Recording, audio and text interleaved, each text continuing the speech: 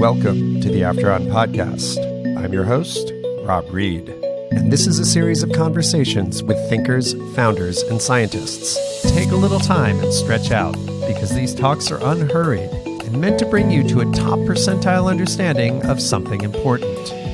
So, whether you're into startups or ideas, a techie or a lit major, take your time, engage your mind, and you'll be glad you did it. Especially this week, when we'll be talking to David Reich, who is a leading pioneer in the field of ancient DNA, specifically that of archaic humans, that of our extinct cousins, including the Neanderthals, and that of anatomically modern humans who lived tens or hundreds of thousands of years ago. In the past few years, David and a tiny handful of other scientists have reordered our understanding of humanity's prehistory. Open questions pondered by generations of archaeologists have been suddenly and definitively answered.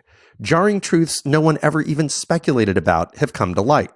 And vast populations of big-brained cousins of Homo sapiens, who had their own art, cultures, and perhaps even religions, have been, quite literally, unearthed. It's hard to overstate the significance of this work and the speed with which it's unfolding, so rapidly that even electronic scientific journals can't keep up with it. It's prompting one of the biggest shifts ever in our understanding of ourselves as a species. Yet most people are hardly aware of it. It's all just so recent and sudden. David has perhaps done more than anyone else to expand awareness of his nascent field by writing a sweeping and accessible survey of ancient DNA and its significance. It's called Who We Are and How We Got Here. It's as up to the moment as anything committed to ink and paper this spring can be. And somebody needed to do this, because the complex science that David and his peers practice takes some explaining, and it has profound ramifications for many other fields. Archaeology, anthropology, and sociology for starters, but also medical science, because improbable as it sounds, ancient DNA is revealing things that could save hundreds of thousands of present-day lives every year. By illuminating the history of geographically disparate groups, David's work inevitably treads near the politically fraught issue of race. Now, this is not a term David is fond of, as it's utterly unscientific. But nor is it a topic he believes he or his fellow scientists should avoid or pretend does not exist. There are many reasons for this. Among them is the fact that almost all the data discovered in their field immediately enters the public domain. This means that campus politics and orthodoxies cannot preclude its broad analysis or discussion. And so if scientists absent themselves from the conversations about tomorrow's discoveries, whatever those discoveries may be, David believes this will only leave a vacuum that people with unscientific, anti-scientific, or purely political viewpoints will fill. He wrote a very widely read op-ed piece about this danger for the New York Times a few months back. His article inadvertently catalyzed a fairly major brawl amongst some prominent and well-regarded public intellectuals. Unusually, neither of the two main protagonists in that dust-up took serious issue with anything David wrote, at least not in the immediate aftermath when I was paying closest attention.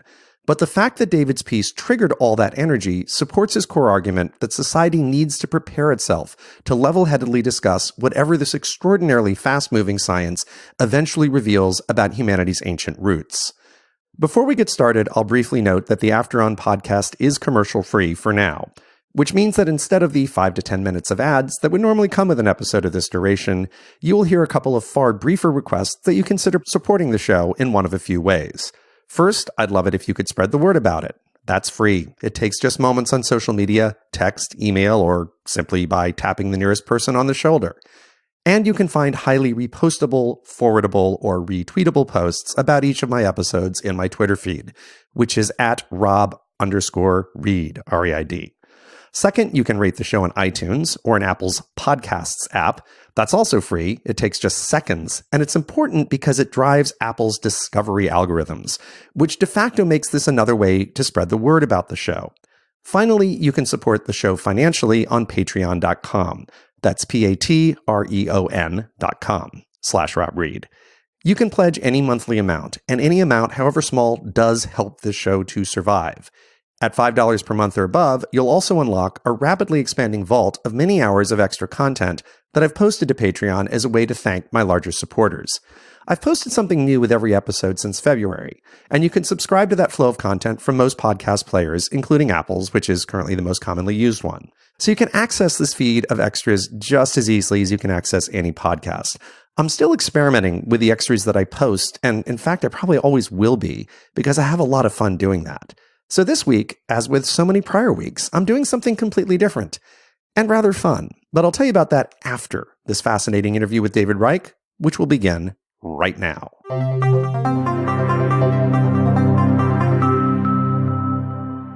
So thank you, David, for having me here at your office. This is actually the second interview I've conducted here. George Church is in this very building. Is he on your floor? He's on my floor. He's on your floor. So I knew that everything felt familiar as I was coming in. Before we dive into anything connected to ancient DNA, I would love to talk briefly about the rate of mutation from generation to generation within people, because that's so significant in your own study of how populations have merged and diverged over the eons. 30 mutations per generation is typical in a human, right? That's about right.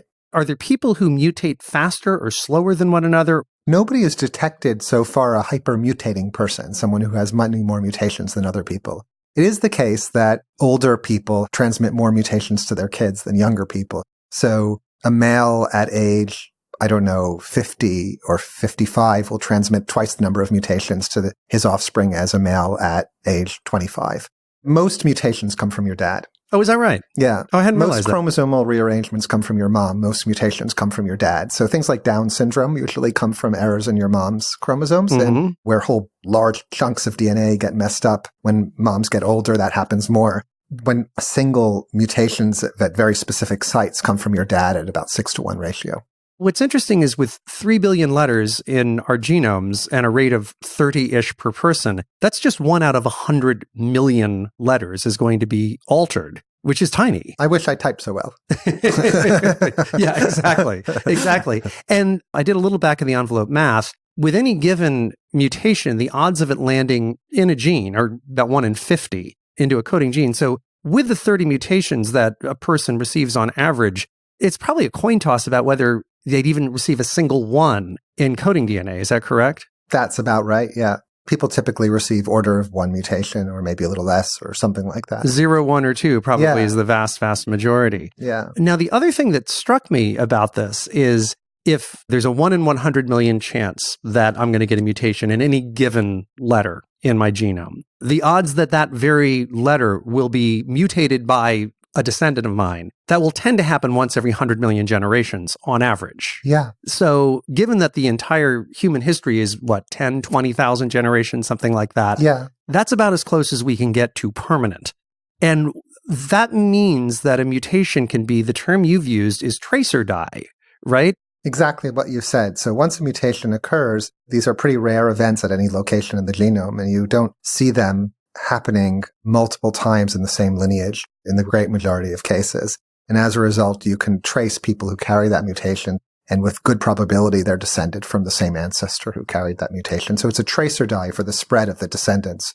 And that trace or die property, was that something that genomicists could use before the study of ancient DNA came along? I'd imagine you could, because you could see how disparate a particular mutation was within a population and infer that they had a common ancestor. But it would seem that this trace or die property becomes radically more powerful now that you're able to go back dozens, hundreds, even thousands of generations. Yeah, very much so. So there are, on parts of the genome where we can track very clearly, for example, mitochondrial DNA inherited from mothers and mothers and mothers and mothers. There are particular mitochondrial DNA types that have spread and have geographic distributions which are well characterized.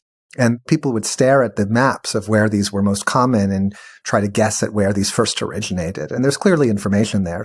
But with ancient DNA, you could track the movements of these types of mutations, not only at mitochondrial DNA, but anywhere in the genome over time, in space. And sometimes they're very surprising and different from the distribution that's seen today. Because you suddenly have this cross-generational history of a mutation rather than just where it happens to land right now. I got really into this statistic. I don't know why. I went into a bit of a rabbit hole. And the other back of the envelope calculation I did is with 7.5 billion of us here on the Earth right now, and 30 mutations happening per generation, let's say in the next 30 years, another 7.5 billion people are born. That means there'll be about 250 billion mutations in the next generation of humans. Now the numbers kind of invert because with just 3 billion letters and 3 possible mutations at each letter, because we only have 4 letters, it would seem that every possible mutation, not combination, but every solitary mutation will probably happen multiple times with the next generation of humans. Yeah, because of the human population expansion, we are in what's called a saturation mutagenesis experiment, where every possible position in our genome that can be hit by a mutation is being hit multiple times every generation. Saturation mutagenesis experiment. Yeah. I'm going to use that phrase a lot from now on. It's a great, great phrase. Do you expect any remarkable results from this saturation mutagenesis experiment that we're in the midst of right now?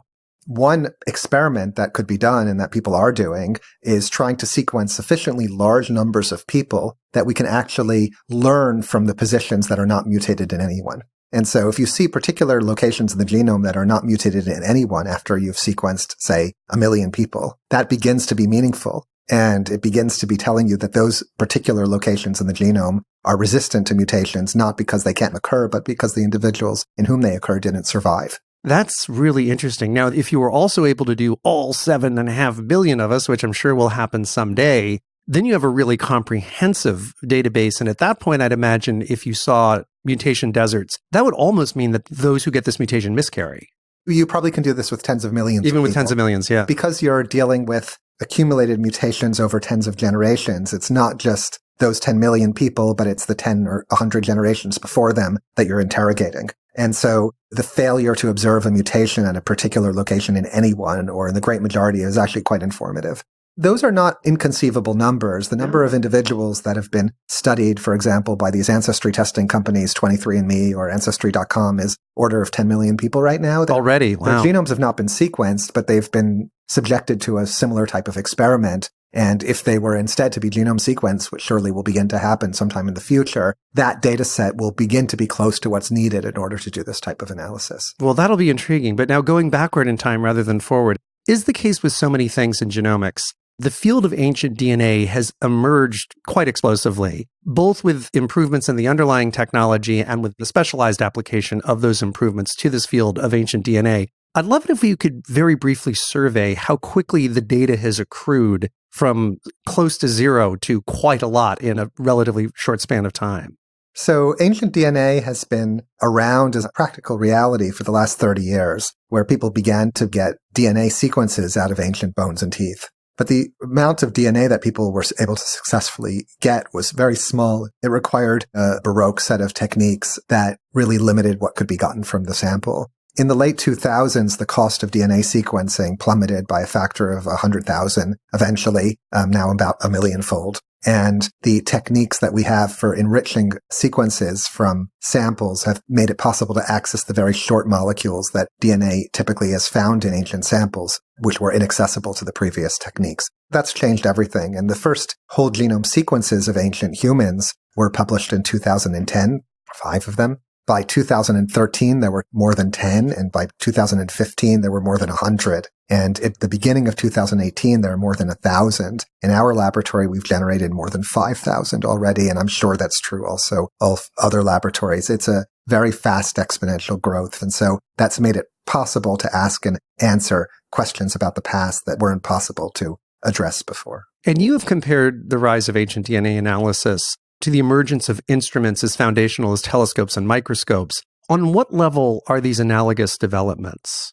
This is a scientific instrument, a way of looking at the past that wasn't available before by interrogating ancient skeletons, seeing what their genome sequences were, and comparing them to other genome sequences of other ancient people and to people living today. That simply wasn't possible before really the last few years. And that makes it possible to definitively answer the question how these ancient skeletons associated with certain types of pots or artifacts or tools relate to people today or other ancient skeletons. So when you have a new scientific instrument like a microscope or a telescope, you're able to peer into a world that could not be looked at before. So for example, you're able to look microscopically and visualize cells that had not been visualized before. When people first started looking at cells, I think in the 17th century, they saw structures that they had never known about before: cell walls, cell membranes, organelles eventually inside cells.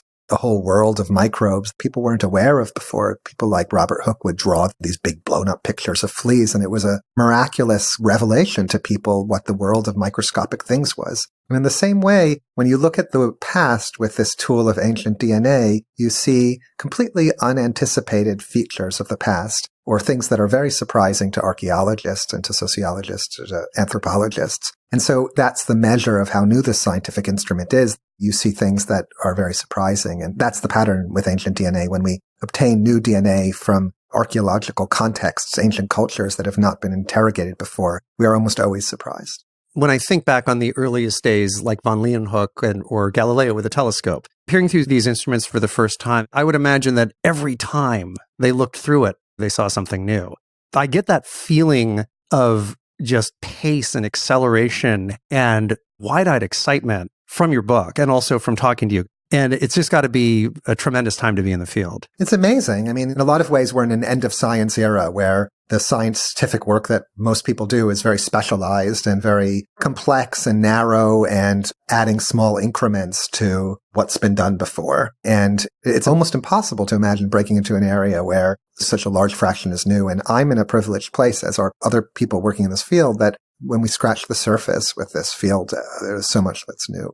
And as is the case so often with the new field's emergence, there is a heaping handful of people who are making very disparate contributions together, which are collectively adding up to this tremendous breakthrough. You are certainly one of those people. How would you characterize your own core contributions to this emerging field?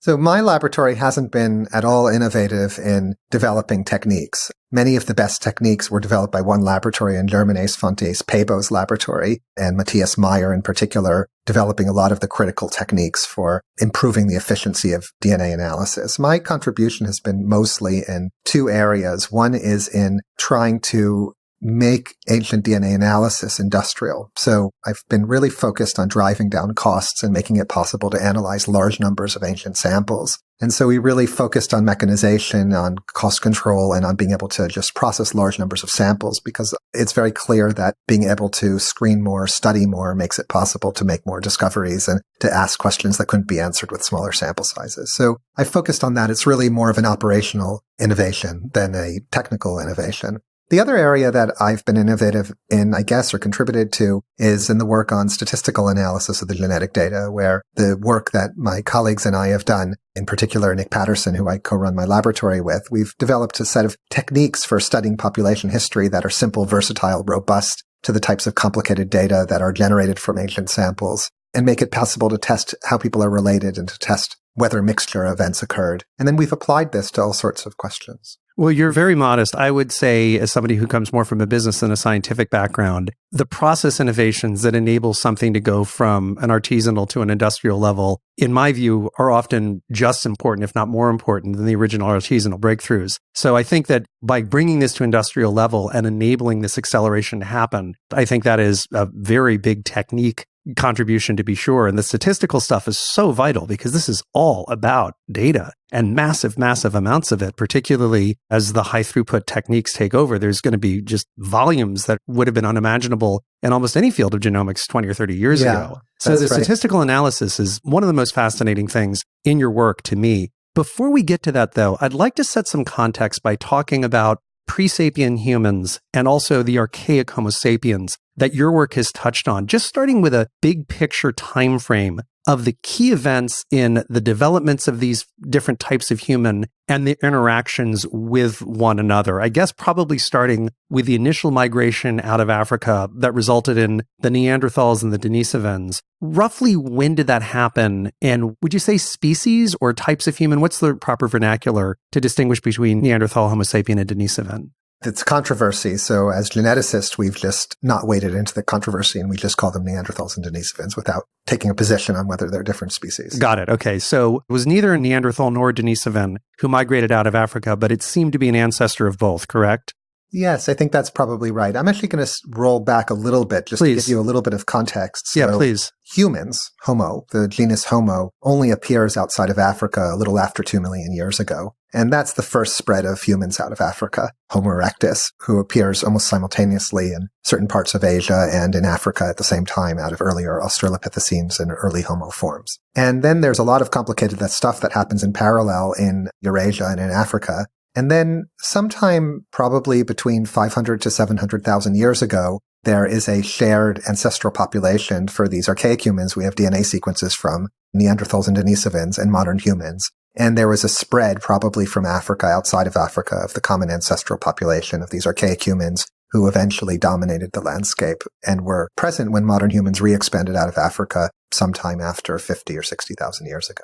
And when modern humans re-expanded out of Africa, there were these, by then, reasonably well-established populations of Neanderthals mainly being more Western and Denisovans mainly being more Eastern within Eurasia? Yes, I think that's probably right. So we have a broad related group of archaic humans sharing common ancestors for 500 or 600,000 years. And one of the branches being Neanderthals, who are the best characterized archaeologically. But they're only one of several branches that we have data from. We had a common ancestor, but they evolved in place in Europe, in Eurasia. The first anatomically modern humans arose, 200,000 or 300,000 years ago? That's right. And that was definitely in Africa, correct? That's right. And then when they radiated out of Africa, it seems certain that they encountered Neanderthals and Denisovans probably for the first time, maybe some 50,000 years ago. Is that roughly correct? I don't know when they first encountered Neanderthals. For example, if there's modern humans in Israel 160, 170,000 years ago, and so there were Neanderthals moving back and forth across the landscape already and maybe reaching that far. But the big explosive spread happens after 50 or 60,000 years ago of modern humans into Neanderthal and Denisovan territory. So it sounds like modern humans certainly shared the Earth with Neanderthals, Denisovans, and probably others for a span of a couple 100,000 years, probably, in pretty constant contact, perhaps starting 50,000 years ago. During that early time, let's say the first 100,000 years that we shared the Earth, how did our capabilities and technologies and cultures compare to and differ from, let's start with the Neanderthals, because I believe more is known about them archaeologically. The Neanderthals and modern humans, until maybe 70,000 years ago, made very similar tools. Beginning about 300,000 years ago or so, a new type of tool making developed, which is sometimes known as Levallois technology, which was an amazing breakthrough compared to the previous tool making technology. So the previous tool making technology that humans used was one that involved taking a nice piece of stone and chipping it into the form of the tool that was needed. But this new innovation 300,000 years ago was an amazing one, which involved taking a piece of stone well chosen and shaping it into a form such that when it was hit in just the right way by a soft deer antler or by a harder object, it would pop off a tool exactly in the shape that was needed. And then when it hit again, it would pop off another tool in exactly the shape that was needed. And so it was a whole Swiss Army knife full of tools inside this block of stone, which are called cores by the archaeologists. Which sounds like magic, by the way, when you describe that. I mean, to have been there and watch when this strike came and boom, out comes something useful would have been an amazing thing to see. And it's very hard. There are archaeologists today who try to recreate how these ancient people thought by actually trying to make tools the way they did and trying to understand the whole sequence of events, which can be pieced together by the chips off these stones. It's extremely difficult, and it takes many months or even years to learn how to do well, and probably is still never as done well as these ancient people. I think these ancient people had to visualize these tools somehow trapped inside the stone, like sculptors see sculptures perhaps trapped inside the stone, and pop them out. And that requires an amazing physical intuition that the Neanderthals as well as us had. So the Neanderthals and ancient humans developed this Levallois technique, a similar time frame, and both were practicing it. Possibly in a shared ancestral population, or it may have been spread from one group to the other, but in any case, both groups were able to practice it, and neither practiced it better than the other. For hundreds of thousands of years, Correct. Which is a huge span of time. That's like 100x the time separating today from biblical times. Exactly. Yeah. So you have these ancient people who had as big brains as ours. The Neanderthals were as tall as us, made tools that required the physical intuition of a sculptor, just like our own ancestors did. There's nothing obvious distinguishing them in ability. And they also had jewelry. They took care of their sick and their elderly. They buried their dead, a number of things that we would consider to be not technological, but cultural markers as well. Am I overstating the situation? Or I think you're not overstating the situation. There are papers documenting each of the things that you said. The ancient stone circles deep inside caves that seem hard to imagine had anything but some kind of symbolic or religious significance. So these were people that we would perhaps see as alien in some way, but in other ways we would see as familiar. And what's not known, certainly about them, but perhaps not about us, is language at that time scale, correct? That's right. Because I'd imagine that soft tissues like brains don't preserve very well in fossilized form. What do we suspect, or do we have really no basis for having informed guesses about whether archaic humans or Neanderthals were speaking anything close to a language at that time? That's an amazing, incredibly critically important question. And exactly as you said, the soft tissue, the larynx and pharynx that are critical for speech don't survive in ancient skeletons. And the impressions of the brain in terms of what parts of the brain were most developed are hard to determine. There might be little weak hints here and there, and maybe as we begin to know what the critical elements are in human language genetically, we may be able to develop some insight about whether modern humans have language-enabling mutations or genetic changes that were not present in the Neanderthal genomes.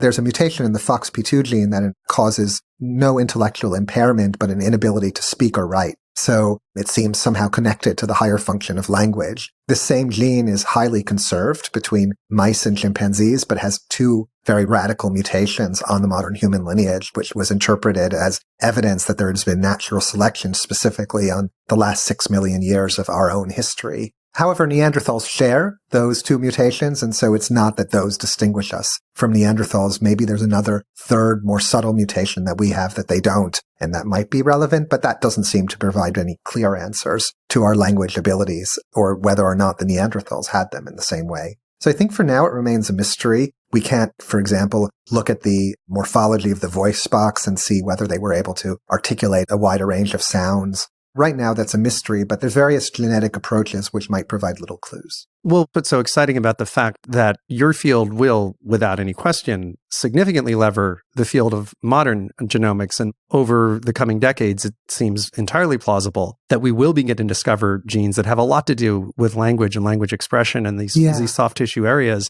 And the Neanderthal genome is now very well known. We now have a very excellent readout of the Neanderthal genome and many modern human genomes. And we can study the mutation occurrences and use them as tracer dyes for population expansions and studying relationships. But as I say in my book, we're like kindergartners in our ability to read the genome and understand what it means. The changes that we see, we don't know what they do. We might know that they disrupt the function of a gene, but we don't know what the effects of that disruption are, and we don't even know if they're important. So what we're left with right now is a genome with tens of millions of known variable positions, and we hardly know what any of them do. And the ones that we do know were the products of a graduate student or a postdoctoral scientist spending 5 years wrestling with that one mutation. And so it's going to take a lot of progress in order to understand how to read the genome. But I think that there's every reason to be hopeful that we're going to be able to read the genome much better and understand the consequences of these changes. And once we do, we then can compare these archaic genomes to our genomes and to try to annotate them and make predictions about genetically how these archaic people differed from us, how these changes occurred over time.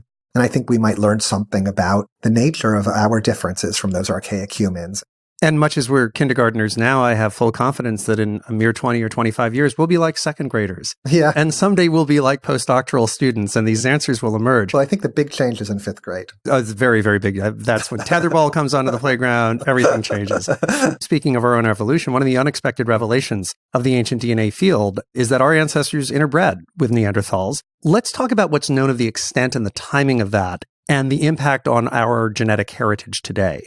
So in the 80s and 90s, it became clear that almost all of the ancestry of modern humans today, both inside and outside of Africa, is from a single source population that spread outside of Africa in the last couple of 100,000 years. That was clear from the archaeology, and it was clear eventually from the genetics once genetic data began to be available. And I was part of that revolution in a distant way. My PhD supervisor and his supervisor were part of the group of people who established this out of Africa spread, which is clearly correct. So I came into this area thinking, well, the null hypothesis, my basic assumption is that all the ancestry of non-Africans today is from a spread out of Africa 50,000 years ago. In 2006, I got invited by Svante Pääbo to help analyze the amazing data that he and his colleagues were generating on the archaic Neanderthal. They knew they were going to get a whole genome from it. And you were working in medical genetics at that point, correct? I was working and still work to some extent in medical genetics in some areas. But I had a side set of projects, and one of them was a project on studying the relationships between humans and our closest species relatives, chimpanzees and gorillas and orangutans.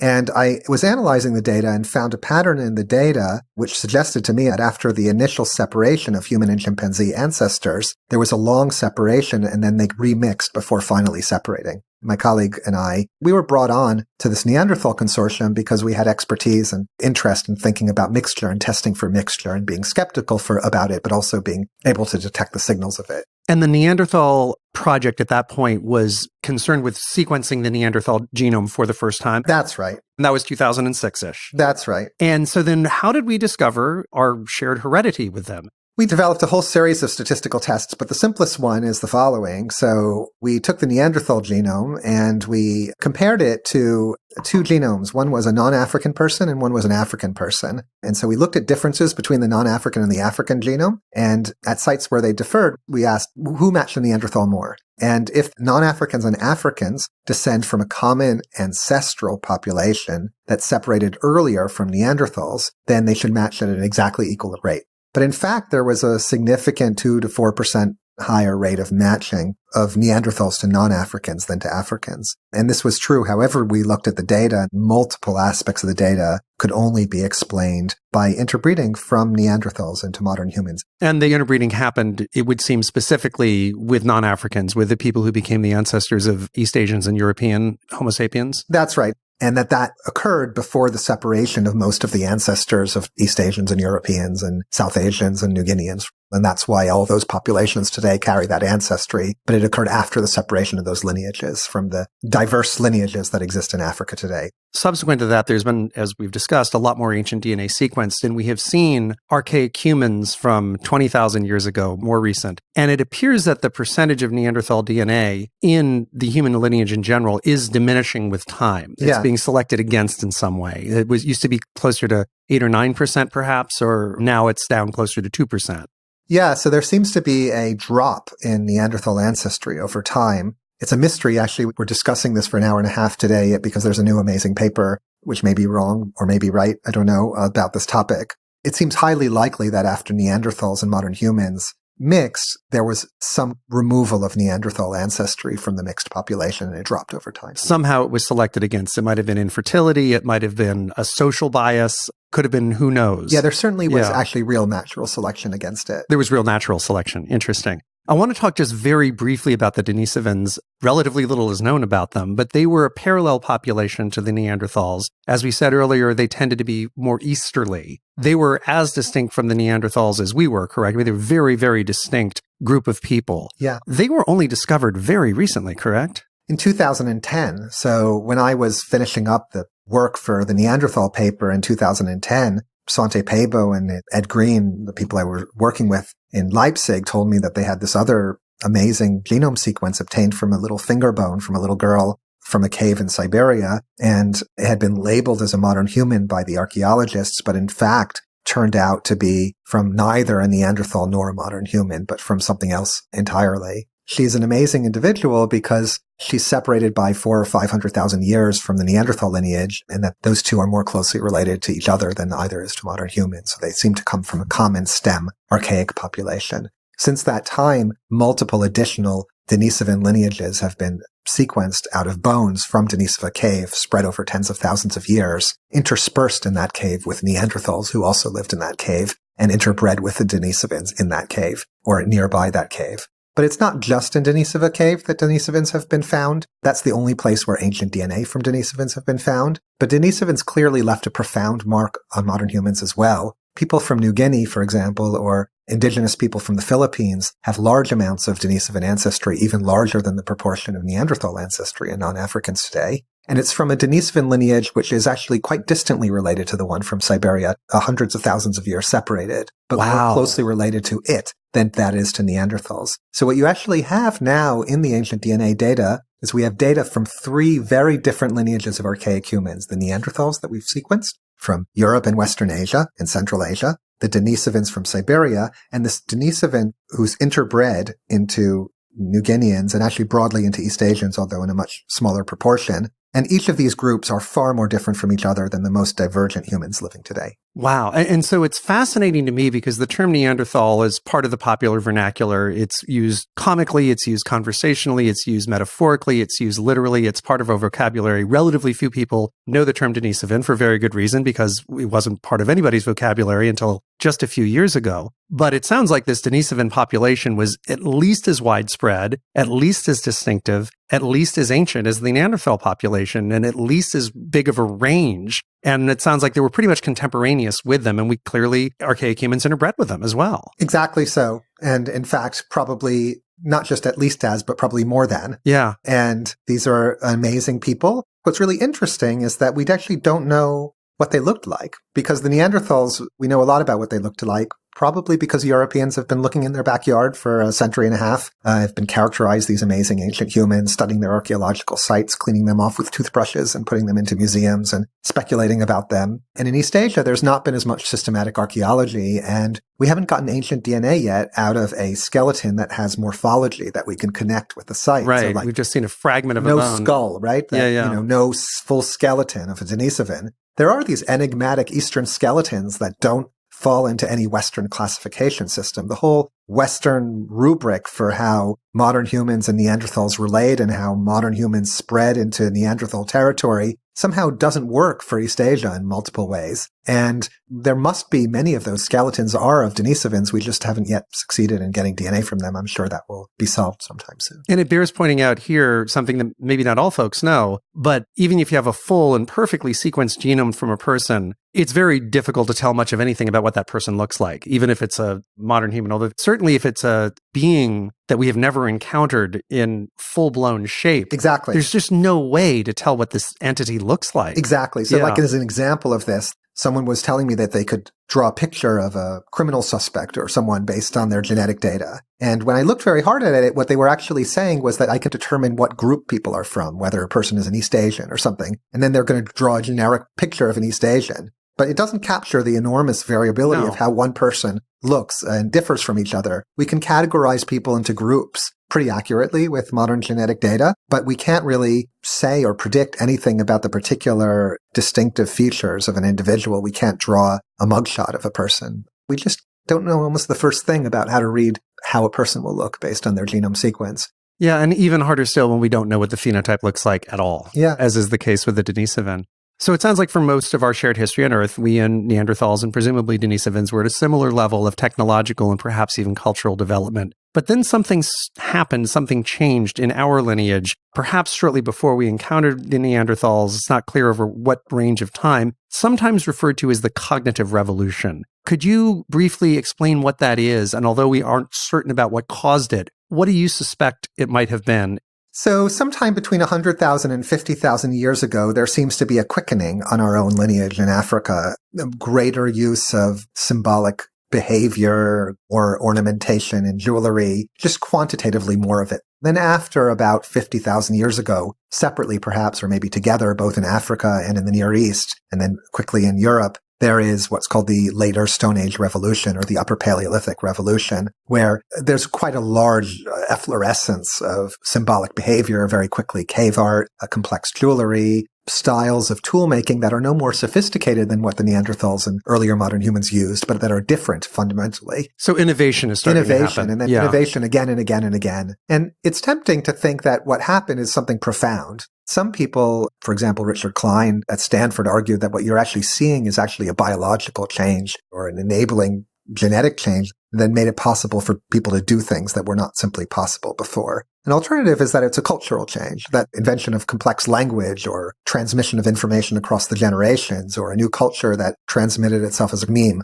rather than a gene is responsible for what's going on. And that perhaps induced more natural selection for genetic change to be able to cope with that situation. So those are the two types of explanations people propose for this change. I'm more inclined to the second for a variety of reasons. But what is indubitable is that there was this flowering of innovation. And not terribly long after that, these non-Homo sapien humans that we had shared the Earth with for 100,000 plus years went extinct. And that is possibly chilling. It's possibly coincidental because there was also a very large volcanic event at that time frame. I think it's the Campanian Ignimbrite eruption. Did I say that correctly? So there's an amazing paper that came out a few years ago about the Neanderthals in Western Europe and very careful carbon dating work, which showed that they disappeared within a few thousand years, between about 41,000 and 39,000 years. They're widespread and then they're snuffed out. And there's a few thousand years of overlap with modern humans, and it's clear that there is overlap in that region. Yeah. So that's very interesting. And after 39,000 years ago, there's no convincing evidence of any Neanderthals anywhere. And so 39,000 years ago was an important watershed because prior to that, there were not only Neanderthals, but there were very diverse modern human cultures. The first pioneer humans of Europe had made stone tools in quite a number of different ways in different parts of Europe, changing over time. But after that, after 39,000 years ago, there was only a very small number of ways of making stone tools related to one of the earlier traditions, and possibly to an earlier tradition of the Near East. So a lot of this Cambrian explosion of innovation in toolmaking died out. In this particular region of Europe. And Europe is a small corner of the world that happens to be studied particularly well, but it's actually not particularly important compared to other places. It's just been studied well. But what you see is the extinction of many cultures documented by the disappearance of stone tool technology. One of them is the Neanderthals, but there are also many modern human cultures that go extinct. And so this seems to be a very difficult period for everyone. And it's not totally clear that this is because of systematic pressure from modern humans and Neanderthals, although it's certainly tempting to think that that was the case. But there were lots of modern human groups that disappeared as well. And the volcano happened to go off in roughly this time frame. Archaeologists and others are very cautious about claiming it's this volcanic winter or disruption that's the cause of this, but it certainly coincides with this period. There's an ash layer. There's evidence of a change in climate associated with this period. It could very well have been a time that would have been more difficult to survive. It's a big volcano from southern Italy and left a big ash layer all over Europe, but also further beyond. And so it's actually a very convenient period for dating because there's the materials above the ash layer, which are more recent, and below the ash layer, and you could really see it very clearly in the archaeological record. Yeah, to my novice brain, the volcanic explanation seems pretty powerful because the ability of the archaic human population to coordinate a methodical, centralized plan of like, let's get rid of these Neanderthals would have been pretty tricky. The fact that a lot of humans died out and it coincides with this ash layer, that does seem like a compelling explanation. Well, I think it's an interesting observation. I'm sorry I sound like a cautious academic, but I think it's a quite profound thing for two big-brained humans that are separated by 500,000 years to come together with very different toolkits. And even if this is not the colonial Spanish coming to South America, who were quite systematic and organized in the way that they tried to displace the local people, I think that even an unorganized competition for resources in the context of very different technologies could have been difficult for some of these groups. Yeah, no, that makes sense as well. What we do know is that we were left with strictly archaic humans and the genus Homo after that happened. Modern humans. Oh, we're now at modern. We're not archaic anymore. We're talking about anatomically modern humans, so humans who are like us in their form, and those first appear in Africa between about 200 to 300,000 years ago and spread clearly out of Africa and the Near East after 50,000 years ago. And they're the only ones who were left after this period. And then one of the giant and very recent discoveries that your field has made concerns the mobility of these ancient populations and their intermixing. There had previously been a presumption that those who first got to a given geography were in fact the ancient ancestors of those who are there today. And that is one of the very big presumptions that has been disproven by your field in just the last few years. Is that That's right? Yeah. I start my book with the example of this real visionary in our field, Luca Cavellisforza, who was a professor at Stanford, an Italian-American geneticist, a really intellectually powerful person, who realized that the diversity in humans today provides a great wealth of information about the past. And in the 60s, he set out to try to reconstruct the deep past by comparing people to each other today and seeing who's most closely related to whom. But to make that work, you need to make some assumptions. And the assumption is that the people who live in one place now, for example, who live in the hills of central Italy, are descended from the people who lived there for a pretty long time and there was relatively little movement. Because if you can't make the assumption that people have remained put more or less over time, you're not going to get anywhere because people have mixed too much. So what he and his colleagues did is they tried to make assumptions that people had stayed put more or less, except for some big changes, and that the present-day distribution of people reflects some of the key events in history documented by the archaeology. And almost every major claim that he and his colleagues made based on the genetic data has turned out to be wrong. And the reason is that people have simply moved too much. There's been layers and layers of mass population movement and replacement that have meant that the people who live in any one place today are usually descended only a little bit, if at all, from the people who lived in that same place 10,000, 20,000, 30,000, 40,000 years ago. And this is one of the things that peering through this new instrument, like the first microscope or telescope, has been able to reveal relatively suddenly. I mean, archaeology of ancient civilizations, just a scholarly project, goes back centuries. But now we're suddenly able to look at this genetic evidence. And one of the first things that popped out was this population that you refer to in your book as ancient northern Eurasians, who seem to be very, very significant in widely disparate geographic groups. Would you care to talk a little bit about the ancient northern Eurasians? And do you call them ANEs for short, or? That's our little abbreviation for them, ANEs. So the ancient North Eurasians, or the ANEs, they are a population that we call a ghost population, a population that doesn't exist anymore in the world in unmixed form, but that we know must have existed based on the statistical traces it's left behind in the genes of present-day people. And in our laboratory, we predicted the ANE in 2012. And the way we predicted them was because we had developed a new test for population mixture, something we called the 3 population test. We looked at about 600,000 positions in our DNA where people vary, where some people might have the DNA letter adenine and other people might have the DNA letter cytosine, for example.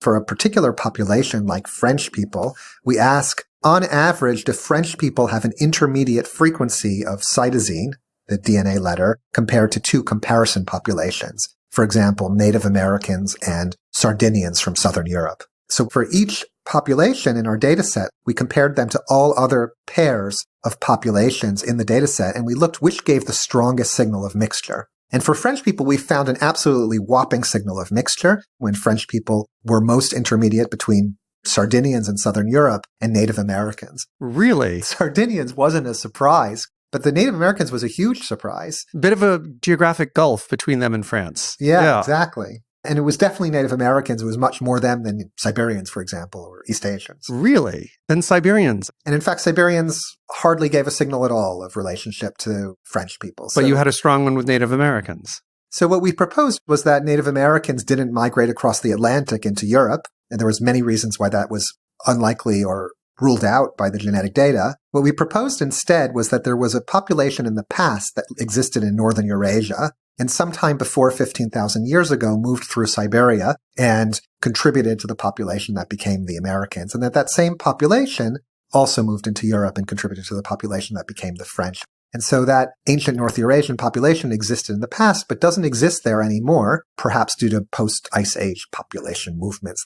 So we made this prediction in 2012, and at the end of 2013, this group led by Eske Willerslev working in Copenhagen in Denmark sequenced DNA from a 24,000-year-old individual from Lake Baikal in east central Siberia, and they matched the ancient Northern Eurasians. They were a perfect match to the statistical prediction. The time that separated your prediction that this population existed and the discovery of the DNA that proved the case in exactly the right geography, that had to be wildly satisfying. I mean, I think of earlier postulations in science. Einstein made certain predictions with general relativity. He had to wait decades until somebody saw a solar eclipse with Mercury in the right position. And that's just really cool that you made this hard forecast that had never been made before. And the following year, they found the DNA that bore it out. Yeah. And that gives us a sense of how powerful this analysis is. Yeah. And so presumably the ANE population would have gone across the Bering Straits land bridge, which it wasn't just a bridge. When we were in the last glacial maximum, there was a lot of land that connected northeastern Asia to what's now Alaska, correct?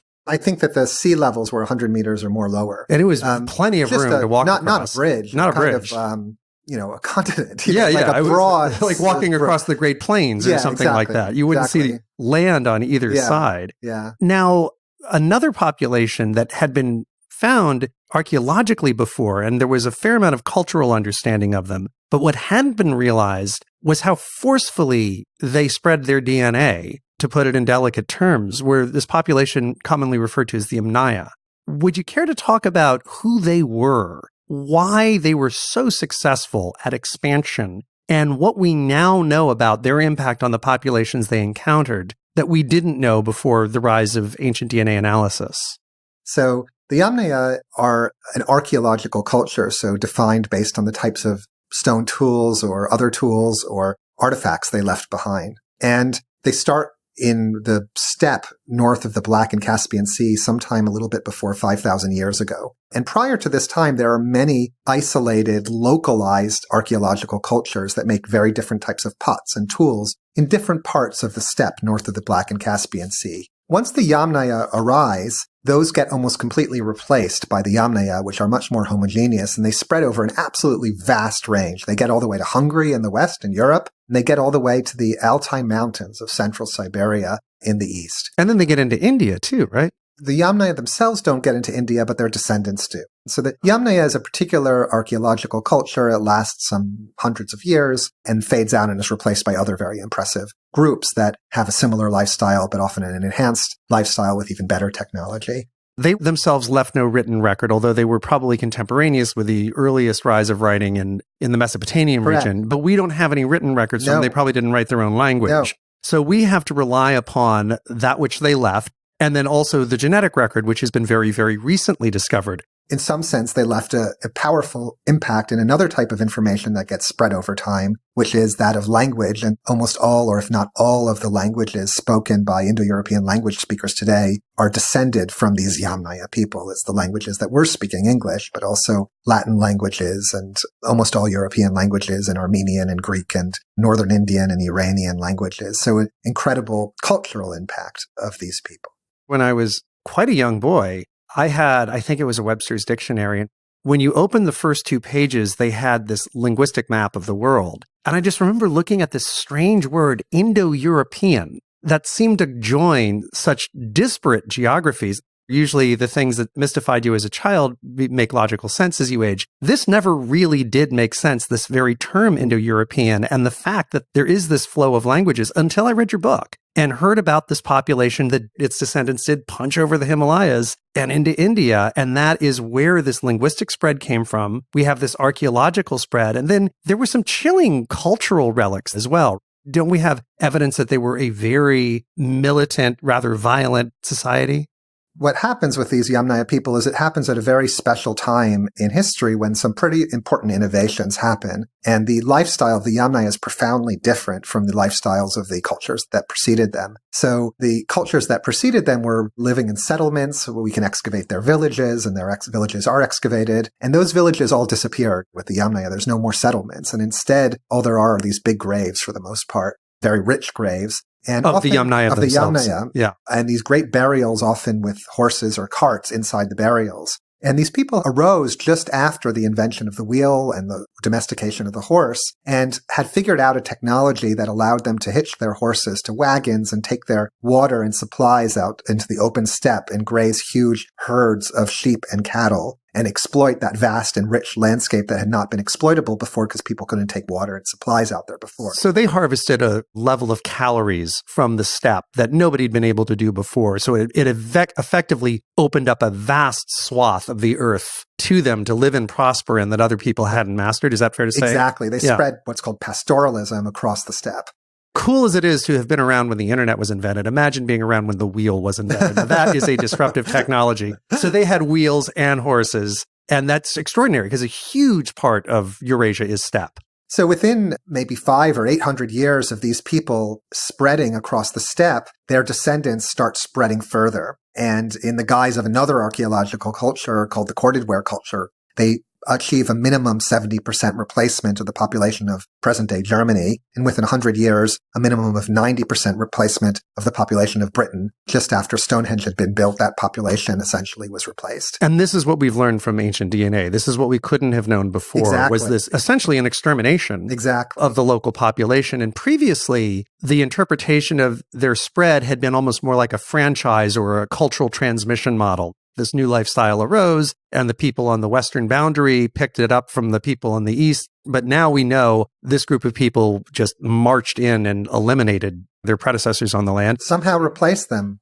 Even the archaeologists who were the most ardent believers in the importance of the Yamnaya in achieving cultural transformation and perhaps spreading into European languages hardly imagined that it was possible that there was this magnitude of population replacement, that a pastoralist, thinly spread society could have made a major impact on densely settled Europe with its intensive farming.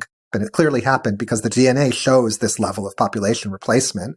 It was hardly a friendly process. You can see this in many ways. One is by the degree of replacement, another is in the archaeology, the degree of disruption. But also what you see is in, for example, places like Iberia, where it's about a 40% population replacement, so less substantial than in Britain, but it's a nearly 100% male population replacement. And so clearly the migrants from outside, who are by this time mixed with local Europeans, the males have preferential access to the local females and are displacing the local males, and their own children are again displaced by further migrants who are males. And so you have clearly some kind of stratified society, and it's not organized warfare at this time, that's clear from the archaeology, but it is some kind of very unequal process. And the people who are replaced by these movements have a very different symbolic life. A Lithuanian-American archaeologist named Maria Gimbutas documented how in southeastern Europe, actually slightly before the Yamnaya, but already interacting with the steppe, there was a culture that had many female figurines and a lot less aggressive iconography and so forth. And it's replaced by these steppe people with big maces and often their heads bashed in. Even the rich and the powerful and the kings who were in the most magnificent tombs of the Yamnaya often died horribly violent deaths. You can actually tell in these archaeological sites if someone's been killed by their wounds, because if someone has a wound that they recover from, the body will heal it and it will be rounded off in the way that a body will heal a rounded off bone wound. Yeah. But if someone died of their wound, there'll be still a jagged edge. And particularly when it's the wealthiest and most powerful people in society, that would tend to suggest a very, very violent society. And this gets to another very interesting topic in the realm of ancient DNA is you can see these signs of privilege of more powerful populations interacting with less powerful populations, sometimes because of this male parental ratio. Also, there's something you call, is it called a star cluster? So if you look at Y chromosomes, which are the bits of DNA that you inherit if you're a male from your father and he inherits from his father, you can trace them back to a common ancestor by seeing who shares most mutations with who. So you can just count the number of differences between the sequences of two male Y chromosomes and estimate based on your knowledge about how fast mutations accumulate, how long it's been since a pair of individuals share a common ancestor. And what's clear is that there are certain common groups of Y chromosomes in particular parts of the world that all share common ancestors remarkably recently. An example is in Ireland, there's a common Y chromosome type that shares a common ancestor in the early medieval period, maybe 1500 years ago, where a good fraction of the population of Ireland all have the same Y chromosome type. And what's clear is that some male was able to have many, many offspring and pass down their high social prestige to their many, many offspring. Who were then in a position to have many, many offspring as a result. And so they exponentially amplified the frequency of the mutation. Similar thing is seen in an 800-year-old Y chromosome cluster in East Asia, which is spread over vast regions of East Asia and is coincident with the geography of the Mongol Empire and is plausibly that of someone in Genghis Khan or his family. So these are these star clusters where we can correlate them to historical events. But what's really amazing if you look at the genetic data is that there are actually deeper star clusters, which are much more important than the Genghis Khan one. And so, for example, if you look in Europeans or if you look in East Asians, almost everybody shares single male ancestors 5,000 to 7,000 years ago or 8,000 years ago that are different in East Asia and different in South Asia and different in Europe. But there are not star clusters deeper in the past. So what this seems to be saying is that this is the first time when it was possible for power to be concentrated and for single males to be able to generate large numbers of offspring and then pass that prestige on to their kids. 7,000 years ago, 6,000 years ago, it became possible for the first time to concentrate wealth to an extreme extent when polities became large enough that single individuals could accumulate wealth. There's for the first time very rich graves in the archaeological record of Eurasia with lots of gold or other forms of wealth. And maybe what you're seeing genetically is the effect of that concentration too. This is also coincident with something called the secondary products revolution, correct? That's right. This is when for the first time people began to use animals not just for meat, but for other products like milk or cheese or yogurt or wool or traction to pull plows and transportation. To much more effectively use animal power and animal materials than had been done before. It also shortly precedes the Bronze Age, which is the first period in the archaeological record when people are heavily and seriously using metals. And bronze is a complex technology, actually more complex in some ways than iron technology, in that even though it's easier to make, the materials are more rare and have to be sourced from hundreds and hundreds of kilometers away. The tin from one place, the arsenic from another place, the copper from another place, and it forces people to be trading over vast distances. So a lot of the tin in Europe is coming from Cornwall in Britain, and the Bronze Age peoples in the Mediterranean are moving it from there. And that kind of long-distance trade, essential to the economy and long-distance communication, probably encourages wealth accumulation. And I'm sorry to go all Silicon Valley, but I'm just intrigued as you're talking to think about the consequence of technology in this case. The wheel and the horse and the secondary products revolution, which probably had a mutually amplifying effect on one another. You get these breakthroughs, and suddenly, after hundreds of thousands of years of human history, with this floodlight of ancient DNA analysis that we suddenly have available to us, we can see these astounding things like star clusters and realize that they simply didn't happen until this period. And it, once again, is this instrument of analyzing the ancient DNA that pulls these threads together and makes it evident. It's very powerful. And just to give you a sense, this really happened in the last 2 years. So Yeah. last 3 years. So there's a linguistic argument why the Yamnaya could have spread into European languages. And it goes like this. All these Indo-European languages, except for one, ancient Hittite, share a common vocabulary for axles, wheels, and carts, and some aspects of horses. And so the idea is that this language group would have had to spread after the development of that technology for the same types of words to be used in Tocharian and Indic languages from India and Iranian and different European languages. So just to clear, you have the same sort of wheel-related language across a 8,000 mile stretch. That's right. Yeah. It has to have spread from a common source, if you believe that argument, after that technology was invented. And we know when that technology was invented because once wheels were invented, they spread like wildfire and they were everywhere. Or we could just say that wildfire spreads like wheels. Right. Yeah. So you have this phenomenon, and it tells you that maybe Indo-European languages were propelled by events between 6,000 and 5,000 years ago after the wheels was invented. However, people were very skeptical of this because how, as I said before, can a thinly spread over the ground pastoralist society make a big impact on densely settled Europe and India? How could that happen? How could they displace these people? When people came up with convoluted ideas of franchising, as you mentioned, and other ways for this to spread, just couldn't believe there was a major movement of people of the sufficient scale to transmit languages.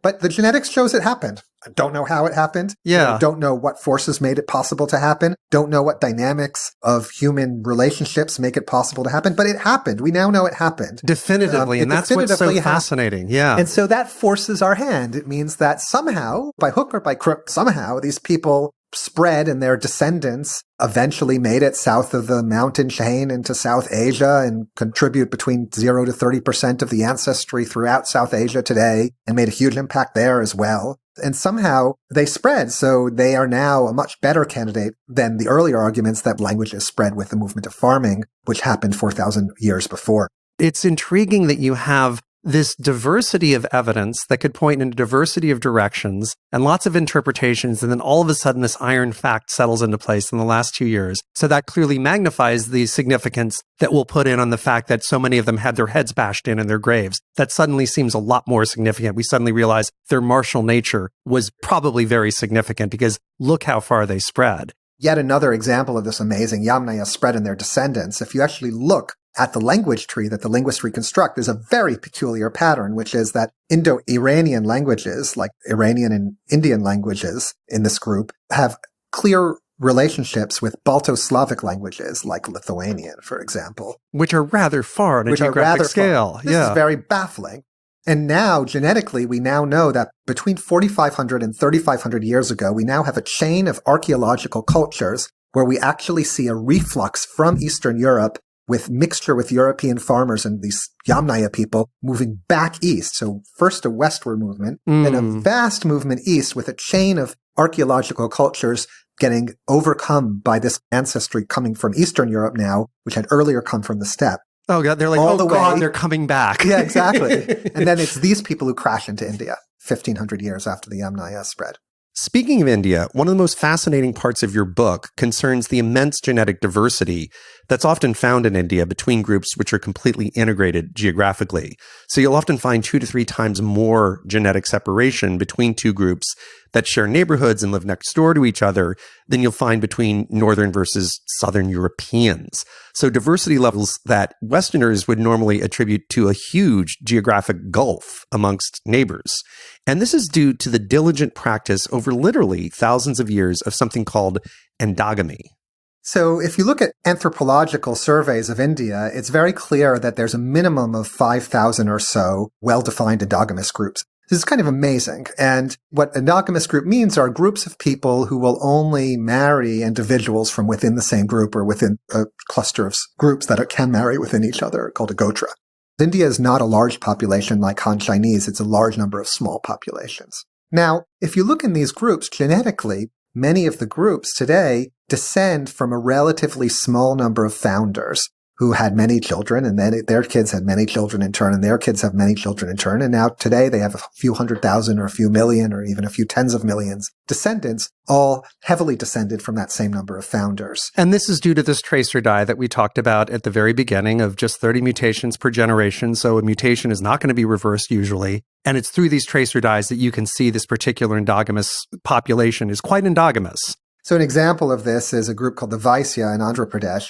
And the Vaisya is a group of a few million people, and they have a mutation in a gene that causes butyrylcholinesterase deficiency. So it's a gene that when people are given certain kind of anesthetics during surgery, they'll have a bad reaction to the surgery and never wake up. Ooh. So some founder in the Vaisya a few thousand years ago happened to have a very rare mutation that disrupted this gene and didn't really have any bad effect on them. Not a lot of anesthesia going on. Not a lot of anesthesia. But that individual was very successful in having offspring, and their children in turn had many offspring. And today there's millions of people with a greatly elevated rate of this mutation. And doctors in India know to ask people, are you from a Vaisya group? Because if you are, we shouldn't give you this particular anesthetic during surgery.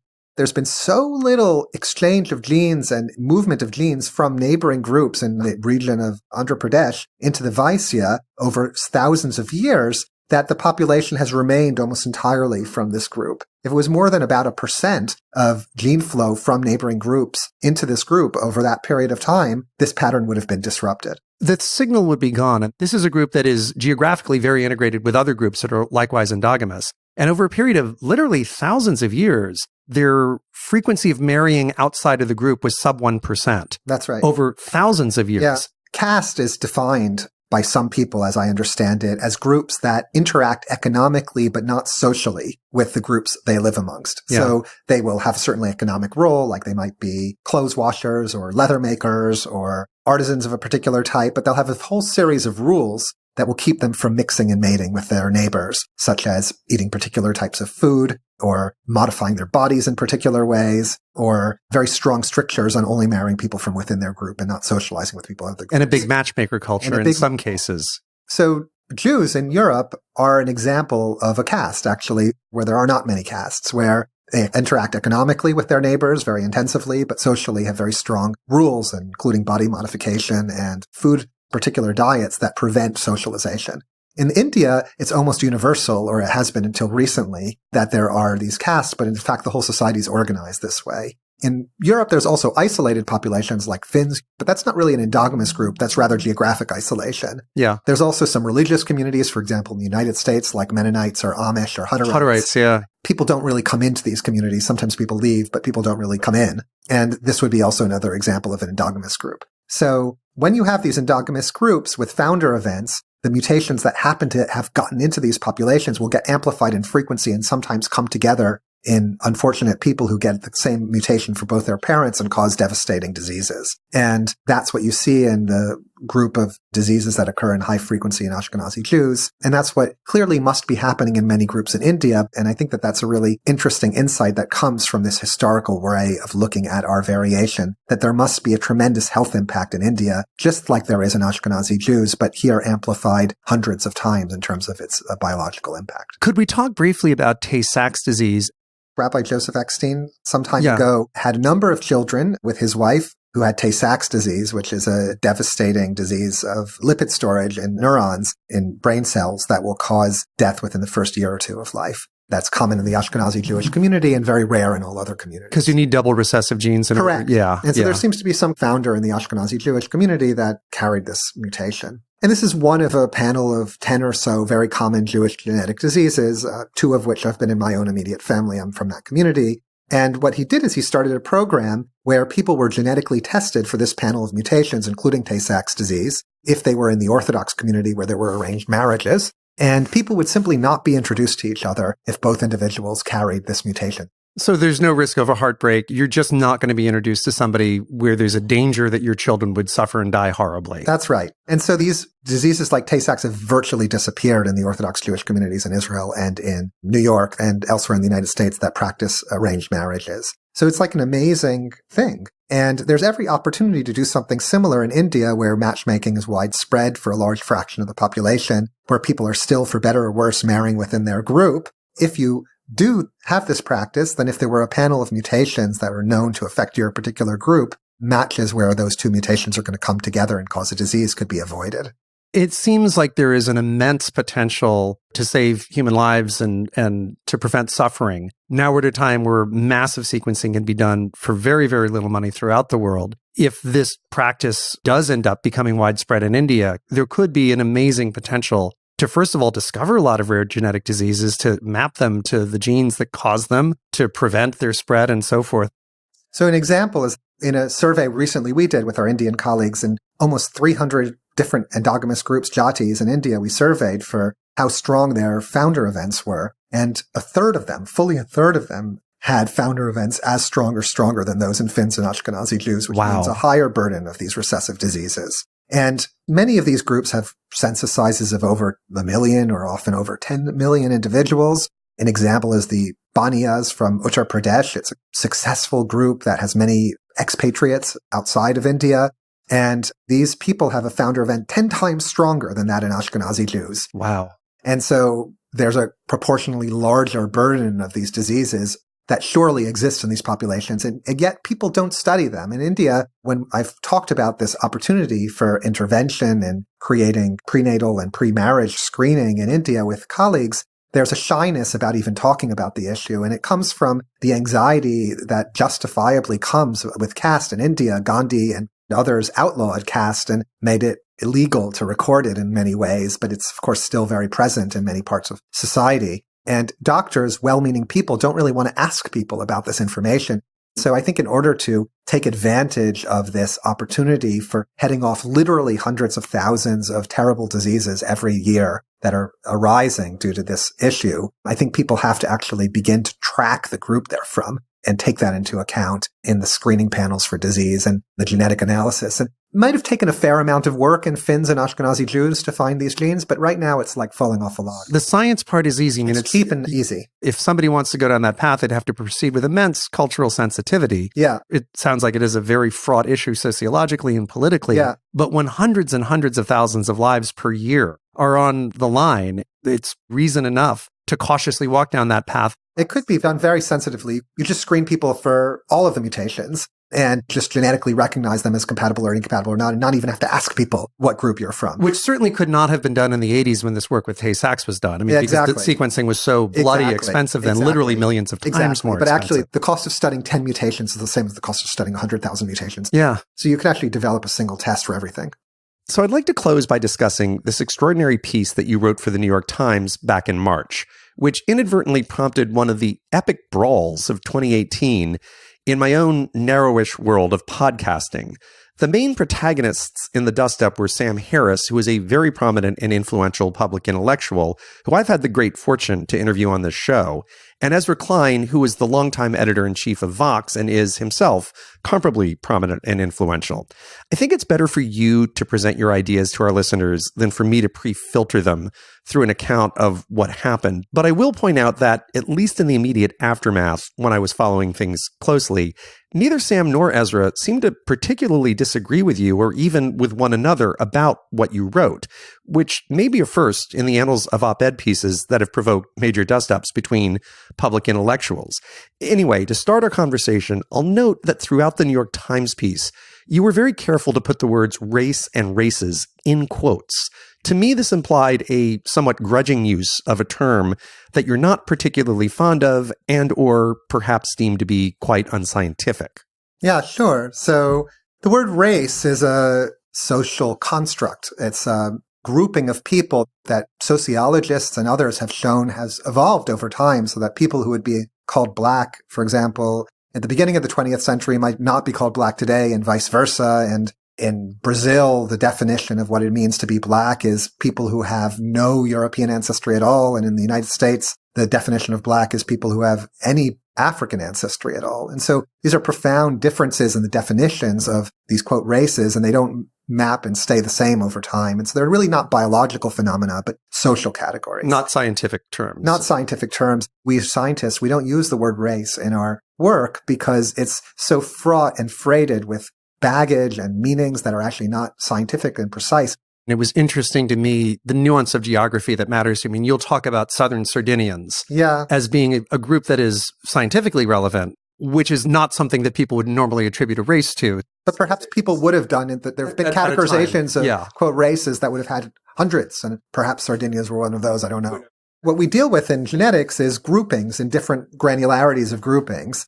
And from groups on a continental scale to groups in a subcontinental scale to groups defined based on being on a moderate-sized island like Sardinia to groups that are defined based on ancestry testing, all sorts of things. And what's emerged from the genome revolution is that the human species contains within it lineages that have been largely separated from each other for many tens of thousands of years, in some case, well more than 100,000 years. And that's a lot of time. It's a lot of time for natural selection and evolution to have caused shifts in the average frequencies of mutations that matter to traits. And so what we're dealing with is a species which is substantially variable. And what I was trying to discuss in this article was that actually differences that some cases don't correlate well at all to racial categories, in some cases have a fairly good correlation to these categories, reflect separations of groups that have existed for tens of thousands of years. And so I was trying to provide guidance to people for how to think about that relationship.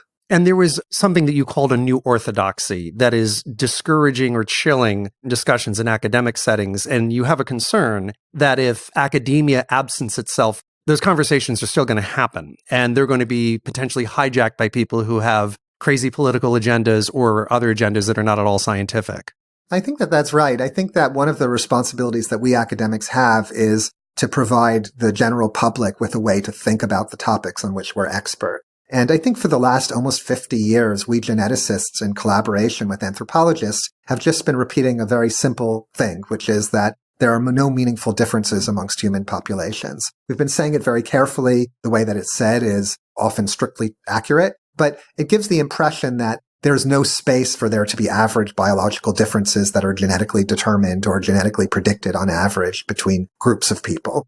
And that was a useful formulation, but it actually at this point is no longer sustainable because the technology that we have makes it possible with a lot of precision to measure people's traits, to study effects on disease and all sorts of other traits of genetic variants. And whether we like it or not, people are now beginning to discover differences in genetic mutations that affect a variety of traits. And inevitably, some of them will differ on average across human populations. I honestly, myself, have no idea what the directions will be. I think one of the common things that people often say is there are differences amongst human populations, and I know what they are. They correspond to conventional stereotypes. And my perspective on this, just like my whole perspective on the genome and ancient DNA revolution, is I have no idea what the data will show. Yeah, I would say we're almost militantly agnostic about what is going to emerge as we look deeper and deeper at the genetics of groups. But tell me if I'm reflecting your perspective accurately. You had high conviction that differences will emerge. Yeah. And if academia is unwilling to discuss differences,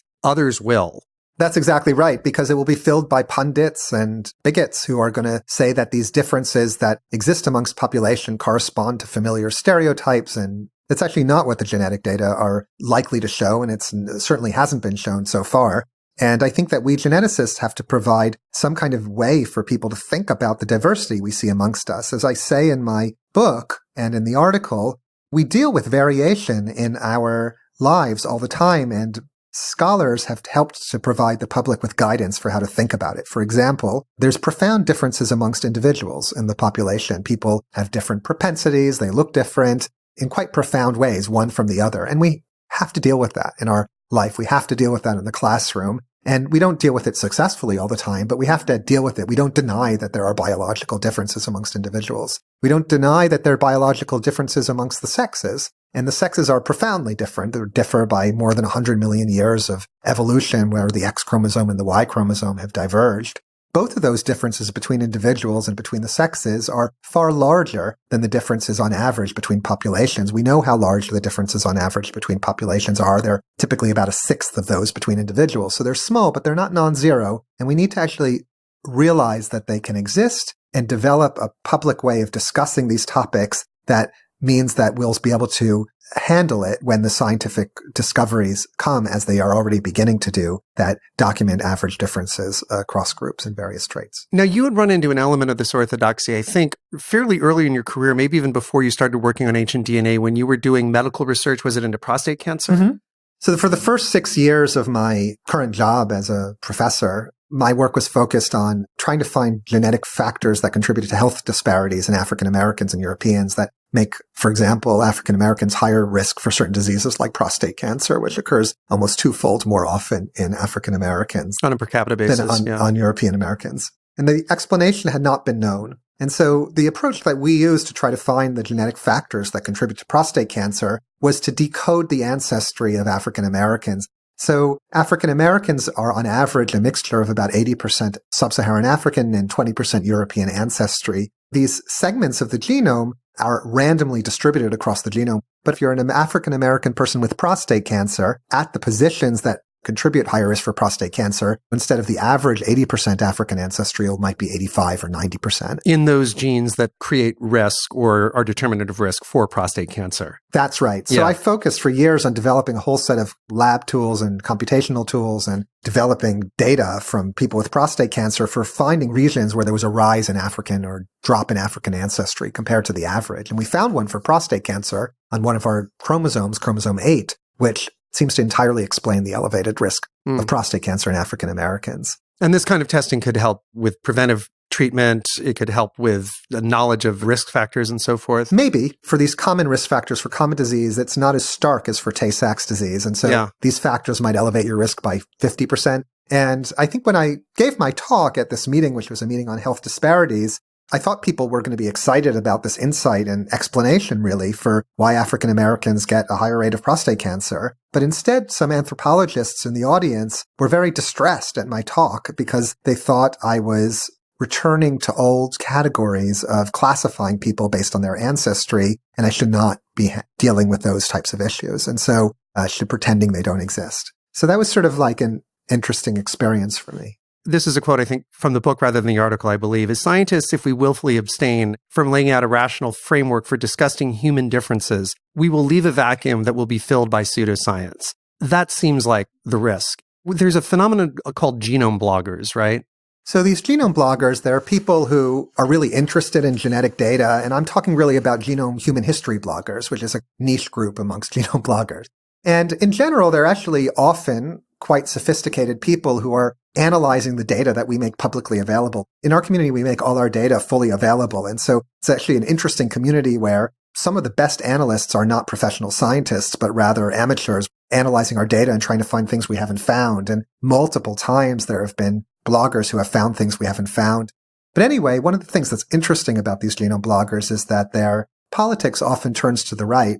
And a possible reason for this is that they're looking at the genetic data and looking at the literature, and they're actually seeing that there actually are substantial differences amongst human populations. Human populations have been separated from each other for a long time. And so it seemed they compare this to what ivory tower academics are saying, and there are no meaningful differences among populations. They're not believing the information that we're putting out. They feel it's propaganda.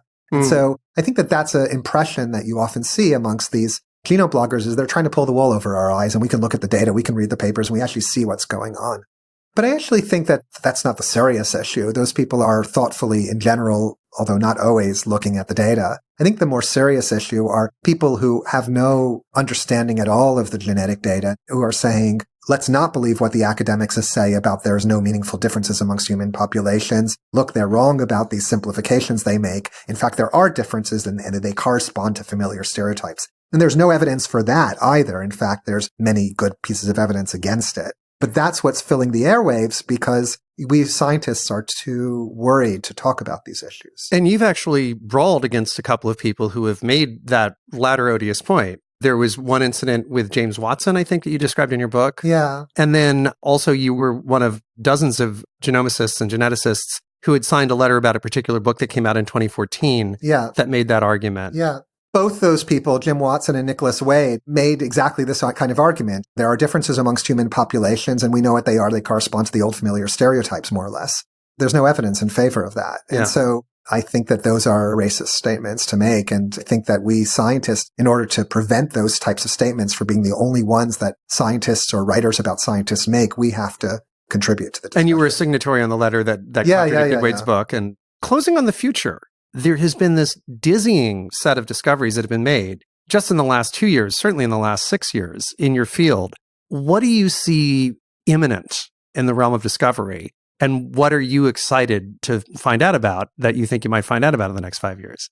Well, I think that a lot of the data that's been obtained so far is from 4 or 5 or 6,000 years of Eurasian history. And there's a whole world out there, right? So I think that we're in an age of atlas making, where we can now look at ancient skeletons from all around the world, from Africa, from East Asia, from Southeast Asia, from South Asia, from Arabia, from West Eurasia, from Central Asia, from Australia, from South and North America. And we can build an atlas of humanity, past and present, and all the slices of time over the last tens of thousands of years that can be interrogated with this really powerful technology we have. We can see how people changed over time. We can begin to see how they biologically began to change over time. We can learn with this time series data that's provided by this time machine of ancient DNA how natural selection occurs. I think that all of those things we'll know much more about over the coming years. And the Denisovans covered such a huge part of the world for such a long time, and we had no awareness of them at all until your field emerged just a few years ago. Is it possible that we'll find that there were groups as widespread and significant to the human heritage as the Neanderthals and the Denisovans that we just don't know about right now? I think it's a certainty. So if a random pinky bone from Siberia turns up a whole nother population, what about Africa? Africa is the place of our ancestors. It's much richer in humans than anywhere in Eurasia over millions of years. And so almost certainly there's even more archaic groups. The technology is better and better, and it seems likely that even despite the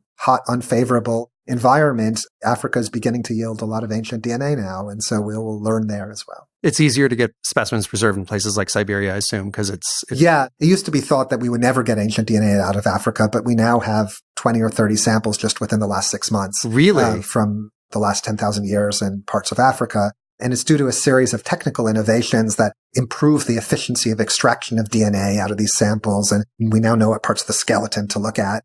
Again, the technology is improving so rapidly. One of the things that I find awesome and astonishing is the notion that there were these large-brained cousins of ours that cared for their sick and cared for their elderly and buried their dead and made art and all these things that were not Homo sapiens, but we shared this planet with. And it's fascinating to realize that we did share this planet with multiple groups of this sort for hundreds of thousands of years. And the notion that we will probably discover that we had other cousins back there, to me, is just kind of an awesome fact among many awesome facts. So thank you so much for casting a light on this fascinating field of just a few years old. And it's really exciting to think about what the very near future is going to hold in your field. Yeah. I think that it's teaching us a lot of humility. I think that what we thought before is almost certain to be wrong in profound ways. I think it's really an exciting time to be alive. Again, thank you so much for sharing this with us. Yeah, thank you.